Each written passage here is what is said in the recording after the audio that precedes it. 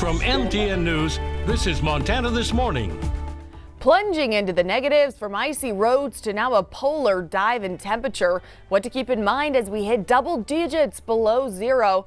And endorsed by the Senate, we'll take a look at the legislature. What's next for a bill requiring transgender people to use bathrooms that align to their sex at birth, plus passing the test. The success behind a pre-K program in Billings School District and how officials say more improvement could be done. Good morning and welcome to Montana This Morning on this Tuesday, February 11th. I'm Augusta McDonnell here with Miller Robson. Good morning, everybody. Good morning, Augusta. Good morning, everybody. Welcome to a very cold Tuesday in February. Brutal. We've got sub-zero temperatures, really cold wind chills in the eastern part of the state as well. Just lots to be very safe if you're headed out today. Yeah, it's a very cold start out there, coming off a very cold day yesterday with our highs and our lows 30 plus below average here in Billings alone. Very, very cold. We did get some snow yesterday, almost 1.5 inches officially at the airport. And check this out. It's the first time we've been able to say this for a while. Now we've had moisture totals in the plus side for the month and for the year, and the snow totals for the month on the plus side. But check this out, the season now, Augusta, we're now on the plus side. There we go. Very good. We've caught up. And we're going to be pretty dry in the next couple of days. Could still see some mountain snow, but really Friday through the weekend, our next best chance of seeing some snow coming into play. Definitely something we want to keep an eye on. But before we get there, really the big story is just brutally cold out there. It is dangerous, folks. Stay indoors as much as you can. We're also dealing with some patchy fog in the area this morning, so visibility could be an issue during your commute on those icy roads. 16 below the actual temperature. Feels like 40 below at the airport. Winds out the southwest at about 15 miles an hour. Temperatures across the area. Actual temperatures, teens and 20s and maybe even some 30s in some spots. Below zero. Wind chills, especially on the eastern side of the state, near 50 below. Very, very cold. And that's why we have extreme cold warnings and cold weather advisories in effect until 11 a.m. We'll tell you all about that. Are we ever going to warm up back above freezing? And we'll tell you again, when's our next chance of snow and how much we could get coming up. All right, Miller, thanks for tracking all those details. Lots to pay attention to. Despite the extreme cold, Billings School District 2 is planning to operate school as scheduled this week. Let's take a look at some other closures, though. New this morning, Colstrip Public Schools will operate on a 2-hour delay this morning, with all buses making their pickups 2 hours later than normal. Also, Lockwood schools will be closed today due to the cold. And the Hardin District also closed in these conditions. Huntley Project bus routes will be delayed 1 hour there due to extreme cold. Billings School District 2 does warn that their buses may experience delays, so they ask that parents bundle their kids up for the weather and wait with them at the bus stop. SD2 does say they have a bus tracking app called Stop Finder, where you can monitor the location of the school buses. Meanwhile, in Lame Deer, the public schools will go to remote learning today through Wednesday. Remember to stay tuned to KTVQ.com for all the latest closures and delays that might pop up this morning and throughout the week. And again, bundle up. That bitter cold is here and here to stay for a while. Wind chills in some areas already dipping into a danger zone. Billings temperatures themselves are falling well below zero this morning and will for the next few days. This as much of the region continues to dig out from last week's blast of winter weather. Let's take a look. These are some pictures from Hansers Towing showing just how busy their last 7 days were, with crews called to more than 200 wrecks across the area. From overturned semis to trucks in icy rivers, the Hansers team called the work unimaginable. They say they saw their largest number of calls on Friday last week with nearly 140. The area was hammered with up to 8 inches of snow, resulting in several interstate closures as well. Times, in that storm last week, Friday night into Saturday, there was just so much snow, and once that starts, especially like in the Big Timber area, Livingston area, they have to close it. Plows can't keep up. There's we probably had 15 or 20 semis that were in the ditch or jackknifed in the ditch. And the Montana Department of Transportation is warning drivers to slow down in these conditions after multiple plows were hit last week. As you might assume, that means a number of snow plows around the state could be out of commission when the next storm hits. MDT says to always slow down around plows and increase your following distance. They do not say how many crashes involved snow plows and if there were any injuries. And in Crime Watch this morning, at least one person is dead and multiple people injured after a shooting at a residence in Bighorn County, Wyoming. The incident took place around 1:30 Monday afternoon on the south side of Byron, a small town in northern Wyoming. According to the Bighorn County Sheriff Ken Blackburn on social media, law enforcement found multiple gunshot wound victims inside, both alive and dead. He did not specify how many people were killed and how many wounded. Multiple people, however, were taken to Level for emergency care. Blackburn says the investigation continues. He believes there's no active threat in Bighorn County.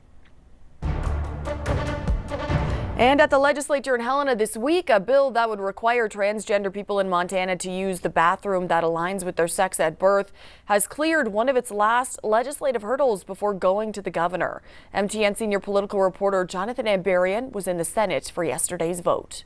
During a debate on the Senate floor Monday, supporters of House Bill 121 called it a common-sense measure, but opponents warned of unintended consequences. The Senate endorsed HB 121 32-18, with all Republicans in support and all Democrats in opposition. The bill would require schools, correctional facilities, other public buildings, and domestic violence shelters to designate bathrooms, changing rooms, and sleeping areas for either men or women based on biological sex, and to take reasonable steps to keep the opposite sex out. Someone would then be able to sue if they felt a facility had failed to take those steps. The bill wouldn't apply to rooms that only one person can use at a time. Republicans argued it was intended to protect single-sex spaces, especially for women, and to address concerns about harassment. It reinforces protections for women and children and outlines specific spaces for their privacy and well-being.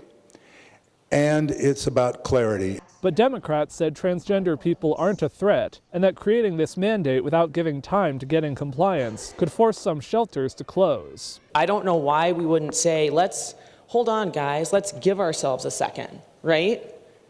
Let's not harm vulnerable individuals who are in shelters or who are homeless in the middle of Montana winter. Supporters of the bill said concerns about shelter closures were red herrings. Once HB 121 passes a final vote in the Senate, it will be on its way to Governor Greg Gianforte's desk. In Helena, Jonathan Ambarian, MTN News. Jonathan, thanks so much. We'll continue to keep an eye on that bill. And the Montana Department of Justice updated the state sexual and violent offender registry. The registry collects information about registered offenders and makes it more easily available and accessible to the public. Montana law requires that people convicted of certain offenses register with law enforcement. The Montana Sexual and Violent Offender Registry contains information like the offender's name, photo, crimes they were convicted of, and home address. We want to make sure that we are providing the most up-to-date information at the Montana Department of Justice related to sexual or violent offenders. And so we believed that this update was vital to getting real-time information out to the public. The state DOJ also just added offenders' work or school addresses to the publicly viewable database. And the results are in from Billings School District 2's winter test scores. And one new program, Kinder Ready, is already proving to be a huge success.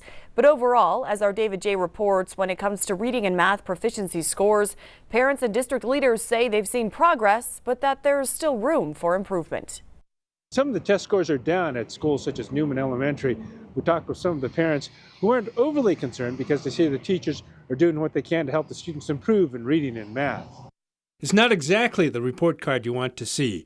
Just 37% of all students at Newman Elementary are proficient in reading, down from 43% in 2023, and only 45% are proficient in math. I'm real good at math, but reading, it's yeah. A trend that both this school and the district are working to change.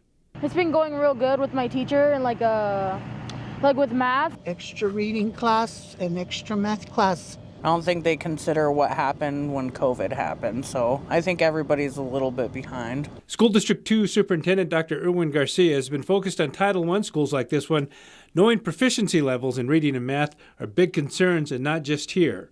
Title I schools like Orchard and Ponderosa also have seen proficiency numbers decline or remain stagnant, with both schools showing levels below 50%. When we're looking at proficiency, we are trying to make sure that all students are receiving what we call Tier 1 instruction. Kyra Gaskell is the Executive Director of Elementary Education for School District 2 and helped present the results at the Performance Committee meeting. She says the district is already working on improving math and reading. Look at each individual student and then make a plan for them, goal set for what that student needs, and then move forward with that plan. Parents have seen that extra instruction at Newman. The teachers work with them, the principal works with them, and I'm liking it. The teachers here do a great job of communicating with the parents of things that they have going on and things that they are doing to try and improve everything. The district is also looking at its Kinder Ready program as a way to try and turn around the scores. The program created last fall is centered on pre-K students, and early signs show it's working. Reading proficiency is up nearly 20% overall at the 3 Title I schools that are part of the program, with Bench Elementary School seeing the most dramatic improvement. In the fall of 2024, just 16% of incoming kindergartners were proficient in reading. Compare that to 56% today. We're seeing some tremendous growth in the early literacy skills, which is the focus. In Billings, David J., MTN News. David, thanks so much. We've been hearing about a lot of job cuts and funding freezes at the U.S. Agency for International Development, or USAID. One of those workers blindsided by orders from President Donald Trump is Annie Lynn, a Bozeman woman who's worked many years at USAID. Lynn is a former Peace Corps worker in Africa who for 6 years fought against the spread of malaria. During the pandemic, she moved back to Montana, able to continue her work remotely. That was until last week when most of the agency's work was halted and hundreds were laid off. Lynn was one of those and still can't make sense of why this is happening. But the way this happened, just the immediate stop, was absolutely shocking. This agency represents less than 1% of our overall national budget. So the many trillions of dollars that he's promised to cut, like, this is not going to get him very far, and we with so little are able to do so much good, just to save so many lives and to spread so much goodwill in the world that then contributes to national security, that we help to strengthen economies that contribute to American prosperity. President Donald Trump and Elon Musk say they're trying to reduce wasteful spending by targeting USAID. Again, on Friday, a judge did block Trump from placing those USAID workers on leave. The judge said the move would have exposed the workers and families to unwarranted risk and expense. Among the flurry of executive orders signed by President Donald Trump in the last few weeks, perhaps one of the most talked about has been his mandate to bring back plastic straws. President Trump signed the order Monday. CBS's Naomi Ruckham takes a closer look at what led to the decision and how Americans feel about it. From tariffs to immigration, President Donald Trump has attempted to make significant change to America's role in the world since starting his second term last month. But when it comes to what's getting folks chatting this week, an executive order from the White House to return to plastic straws. We're going back to plastic straws. These things don't work. President Trump signed the mandate Monday, reversing a Biden-era plan to cut the reliance on plastics in the federal government. On occasion, they break, they explode. It's a ridiculous situation. So we're going back to plastic straws. Under former President Biden's plan announced last year, the goal was to phase out the federal purchase of single-use plastics by 2027, while cutting them out altogether by 2050. Americans quickly chimed in. Honestly, paper straws are horrible. Plastic straws work great. I think in places like the Caribbean where you have the sea turtle issues, yeah, let's outlaw them. I've noticed everybody, the whole trend right now is carrying your own cup, your own reusable cups, your own reusable straws. Environmental groups are frustrated by the move, with the Center for Biological Diversity releasing a statement saying, in part, Trump is grasping at straws by trying to walk back efforts that most Americans strongly support to eliminate unnecessary plastic. Naomi Ruckham, CBS News.